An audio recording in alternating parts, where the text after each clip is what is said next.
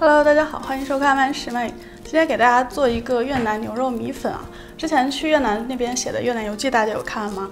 其实当时我在那边的时候，差不多就是1天3顿粉的节奏，因为那边天气非常的潮湿闷热嘛，就很适合吃越南米粉这种东西，因为它汤头非常的清爽，但是吃起来味道又很浓郁。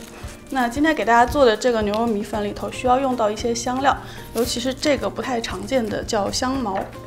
这个你可以在很多的进口超市买到，因为我家院子里头正好有种，所以我就去薅了一根。这个东西的英文名叫 lemongrass， 从它的名字你就知道应该是柠檬的味道吧，闻一下就是很清新的那个柠檬香味儿。首先我们来煮最重要的牛肉汤头，我用到牛骨、牛尾还有牛腱子这3个部位，全部都焯水。然后洗到非常干净了，在汤锅中加水，加牛腱子、牛骨、牛尾，大火烧开之后就转小火。接着我们来准备一些香料和配料，红葱头去皮，这还有一块姜，香茅去掉过多的叶子后，用刀背稍微砍一砍。然后如果你家有这种明火专用烤网，把葱头、香茅、姜放上去烤。越南本地人会把这些东西放在烤炉上烤焦，增加它们的味道。看看烤网上的葱头、香茅、姜，可以翻一下，表面烤到焦焦的。如果你家有喷枪或者是烤箱，也都可以，随便什么方式。现在配料都有焦色了，然后取一个小锅，把香料都放进去，八角、肉桂、丁香、草果、小茴香。开火不加油，小火炒香，香料也都炒出香味儿，注意不要炒糊。然后把这些东西全部包入纱布，扎紧，放入到牛肉汤中，加一点盐，加一点冰糖，然后用最小火炖，最好不要让汤滚沸得很厉害。中间有浮沫的话可以去一下，因为同时用到了牛肉、牛尾和牛骨，再加上很多的香料和配料，所以牛肉汤的滋味会非常的丰富。同时最小火炖会让汤比较清澈。大概炖1个多小时之后，你试试牛腱子，如果可以很轻易的穿透，就赶紧捞出来，包上保鲜膜，让它冷却。剩下的汤要继续炖呢，还要炖1到2个小时。现在汤快好了，来准备其他的配料了。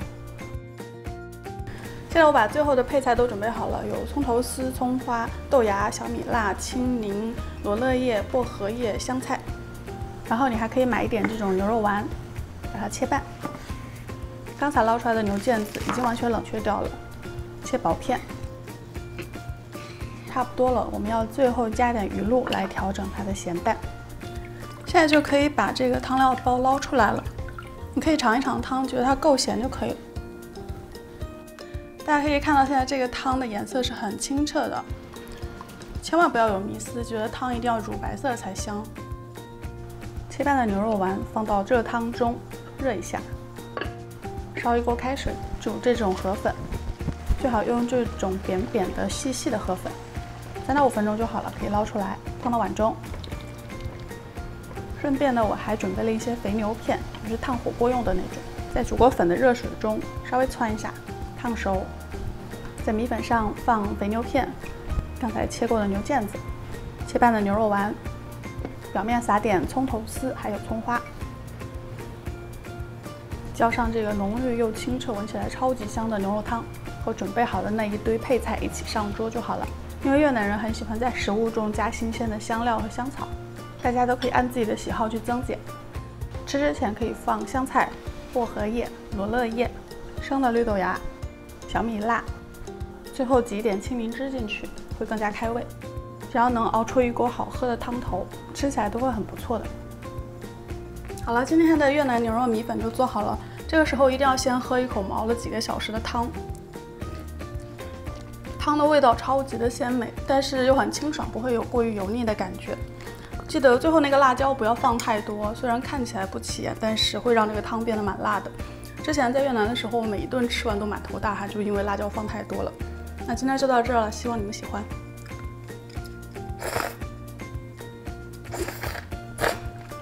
好了，今天的节目就到这儿了。喜欢我的节目，不要忘记收藏并分享哦。如如果喜欢我本人的话呢，欢迎大家订阅我的频道，每周3都会有更新。咱们下周再见了，拜拜。